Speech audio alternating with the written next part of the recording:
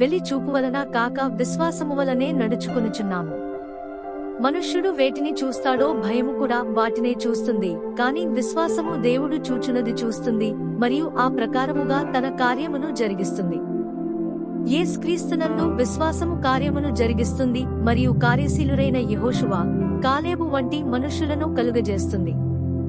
కాని భయము సందేహమును అవిశ్వాసమును కలిగిస్తుంది మరియు క్రైస్తవులను నలిచివేస్తుంది. కనాను దేశమును వేగుచూచుటకే మోషే మనుష్యులను పంపెను. వారు వేగుచూచి మోషేనొద్దకు సమాచారము తెచ్చిరి.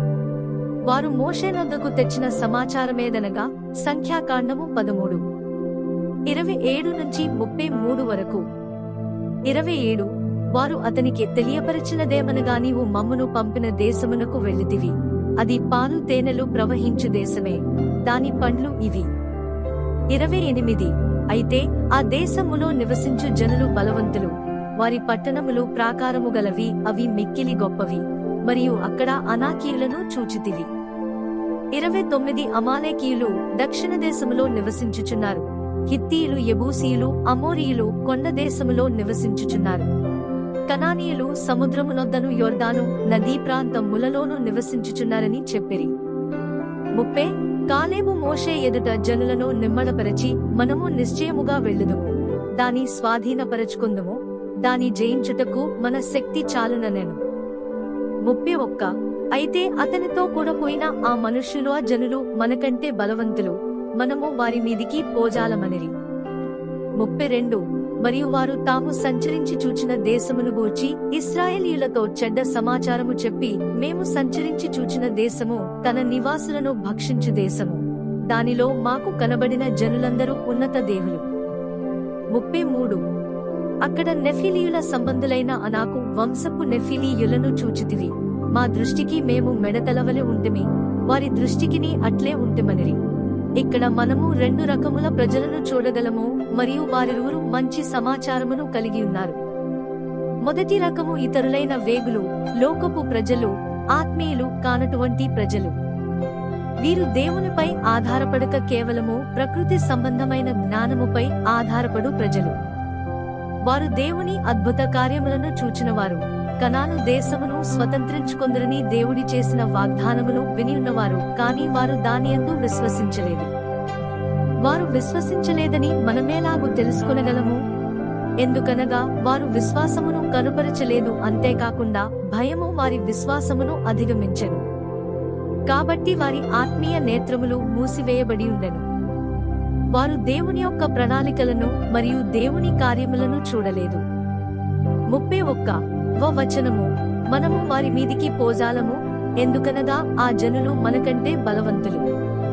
32-33 వరకు వచనం, వారు బలవంతులు మరియు తన నివాసులను భక్షించువారు, అంతేకాకుండా వారు ఉన్నత దేవులయ్యున్నారు, మేము వారి దృష్టికి మెడతలవలే నుంటిమి. చూడుడి వారు ఎంత వ్యతిరేకముగా ఉన్నారో, ఎందుకనగా వారి భయము వారి విశ్వాసమును కమ్మివేసి ఉన్నది మరియు వారి మనోనేత్రములు మూసివేయబడి ఉన్నవి. అవును, భయము మనలను పాలించినట్లయితే విశ్వాసము బయటికి వెళ్లిపోవును. ఈ ప్రజల యొక్క దృష్టి మరియు విశ్వాసము ప్రభువుపైన లేదు, కాని మరి ఒక దానిపై ఉన్నది, కాబట్టి అది వారి విశ్వాసమును అణచివేసి ఉన్నది. 2వ రకము యెహోషువ మరియు కాలేబు ఆత్మీయమైన ప్రజలు. వీరు విశ్వాసము కలిగినటువంటి ప్రజలు. వారు విశ్వాసములో నడిచిరి మరియు విశ్వాసము చేత జీవించిరి.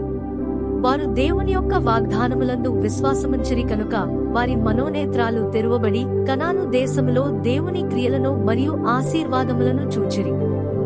కనాను దేశమును గూర్చి యెహోషువ మరియు కాలేబు యొక్క సమాచారము చూడరి. 27వ వచనము, అది పాలు తేనెలు ప్రవహించు దేశమే, దాని పండ్లు ఇవి.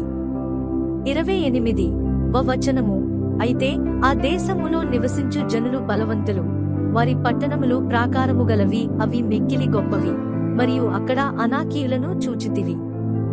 30వ వచనము, కాలేబు, మనము నిశ్చయముగా వెళ్ళుదుము, దాని స్వాధీనపరచుకుందుము, దాని జయించుటకు మన శక్తి చాలుననెను.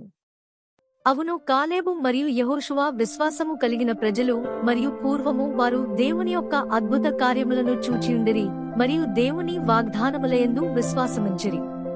వారి యొక్క దృష్టి కేవలము దేవునిపై మాత్రమే ఉండెను, మరిదేనిపై ఉండలేదు. అంతేకాకుండా దేవుని యొక్క వాగ్దానముల నెరవేర్పు కొరకే ఎదురు చూచుచుండిరి. కాబట్టి కనాను దేశ ప్రజలు గొప్పవారు మరియు బలవంతులైనప్పటికీ వారు విశ్వాసము కలిగి ఉండిరి మరియు వారు దేవుని ఎరిగి ఉండిరి. కాబట్టి వారు కనాను దేశమును స్వాస్థ్యముగా పొందబోచున్నామని పలికిరి. హల్లెలూయా.